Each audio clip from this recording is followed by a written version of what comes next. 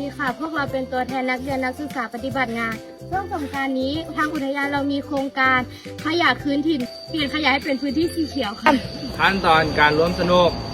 โครงการขยะแลกต้นไม้อันดับที่1ให้นักท่องเที่ยวมาณจุดบริการเพื่อลงทะเบียนและนำขยะ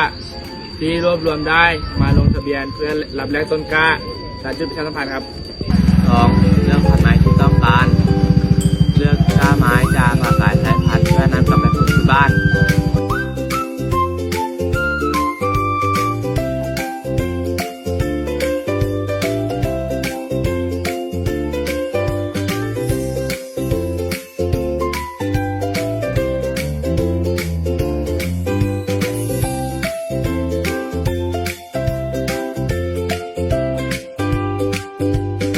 มาเที่ยวอุทยานแห่งชาติเฉลิมรัตนโกสินทร์แล้วอย่าลืมมาร่วมโครงการขยะคืนถิ่นกันเยอะๆนะคะไม่ต้องไปวุ่นวายเลย